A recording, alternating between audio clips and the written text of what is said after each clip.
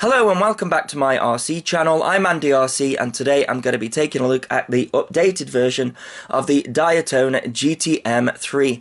Now, when this guy came out, everyone was saying this is the best 3-inch model that money can buy and everyone should go and get one. And I received it and I didn't agree. I thought there was too much noise on the video. I was getting twitches while I was flying. It doesn't have a buzzer and I thought the tune was a little bit sloppy. I didn't like the fact that the camera angle was stuck at a extreme angle. Now some of you might be thinking, why didn't they get it right in the first place? We don't need a V2, you should have given it to more pilots.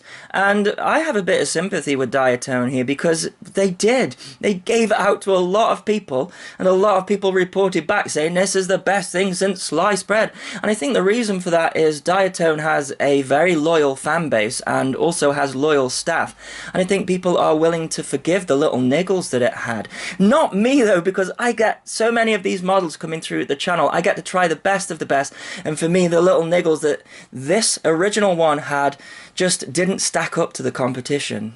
Other people actually agreed with me. Now, I do believe there are people out there that received this version and aren't as picky as me and thought it was fine, but Diatone have listened and they've made a updated version of it, which hopefully should correct a lot of those problems. Now, the first problem I should mention is the camera angle. When I did my review, a lot of people were correct in saying that if you remove this screw here and drop the camera down to the top hole, then you can make the camera angle much flatter, and that is true, so that is an easy fix. I should say, when it's in that position though, you can no longer tilt it up because the part of the circuit board here does get in the way of the frame. So if you were wanting a higher angle, you'd have to undo this screw, lift it up to the middle, and then you can have a higher angle. Not such a big deal.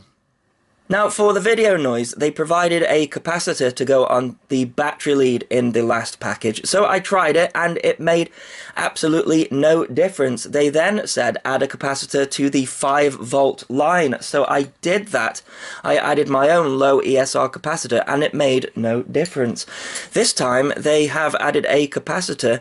It's a very tiny one here and it's on the 5-volt line, but it's on the back there. It's nice and out of the way. So we'll have to see if that fixes the issue. They've also completely changed out the ESC board, so maybe that was causing some of the noise issues. I can see capacitors all over this thing. It's a 25 amp, so we'll see if that makes a difference as well. The IMU has changed. It is now the MCU 6000, which is known to be a very stable gyro. It does only work up to 8K, but that should be absolutely fine if we aren't getting any twitches. Now, if you are getting twitches on the last model, which is here, I found that these nuts here that are screwing down this stack were very loose. In fact, I could move the entire flight controller. I do believe that is what was causing that. This flight controller and stack is soft mounted and I can still move this. Can you see? It moves there. So we'll have to see if it has improved when it comes to the flying and it stops doing those twitches. And I mentioned that there was no buzzer with the last one. In the package this time, they've provided a buzzer and there is a little 2-pin connector. So I know a lot of people have done away with buzzers for the weight and are now using D-Shock commands, and that's absolutely fine. In fact, I'm seeing other RTF models doing that. But they have enabled you to use a buzzer and they've given you a buzzer as well. So they seem to have addressed all of the issues that I mentioned in my last video, which is absolutely fantastic because a lot of companies would ignore the negative feedback and just carry on making their model thinking it's the best. Now, they've also changed the PIDs as well. They are a higher PID compared to the original, so I've checked that.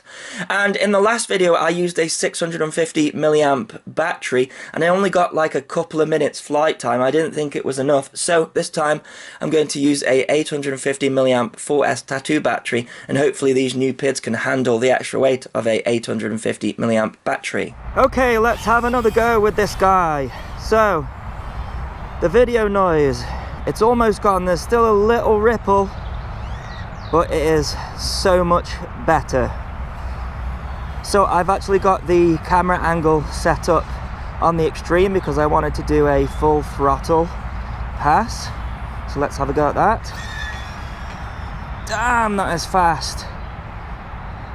I do think this is the fastest 3-inch model out there, and that is the reason to get it, I would say. Right, let's check out the tune. So it already feels more locked in. Let's try the eye. Tiny bit of movement, but not too bad. Let's check out hesitation. A little bit loose, but not too bad at all. And then the roll, let's try that. Yeah, much more snappy. So this is with a 850 milliamp battery. So if you take a look at the current draw, the current sensor's now on the ESC rather than on the battery. Mine isn't working. I have fed that back to Diatone and they assure me that the customer version will be working. In fact, I do believe the flight controller will be slightly different than this one. I believe it will have that capacitor built into it.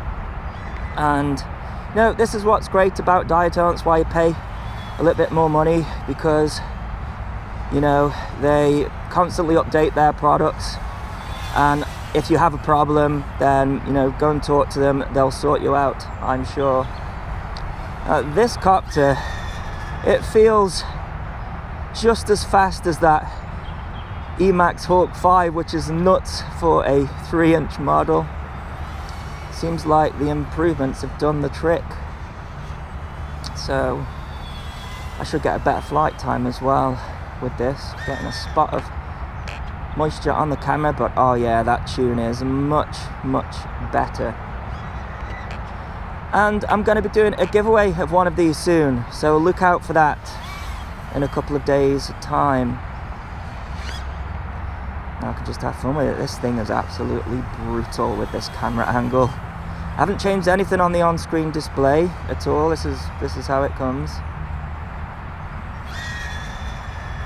Oh my word, that is crazy speed.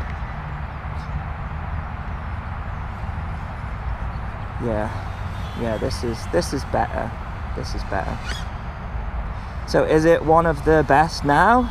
I would say it's definitely one of the fastest, and this is definitely the best I've seen a Unify perform as well. Come up to a 3-minute flight time. So pretty decent flight time on the 850 milliamp battery. We've got a nice tune now. Yeah, I like it. Like I say, the only problem I've had is this current meter, and I'd turn that off anyway. Honestly, the last current meter didn't work very well, and I find them distracting a little bit. So yeah, but that is something that is not working on this, so it's worth mentioning. But this is a prototype of the V2. So it's nice to see the changes, but there are going to be more changes as well. But it does look like that Banggood have started listing the V2 version, so you should be able to go and buy it, and on Diatone as well. But yeah, coming up to a 4-minute flight time. That is much better than the original. And yeah, loads of moisture in the air here, so I think I'll come in for a landing. But I approve of these changes. Right, the landing should be fun because of this camera angle here. But yes, as always, thanks so much for watching. Please continue to subscribe. Cheers.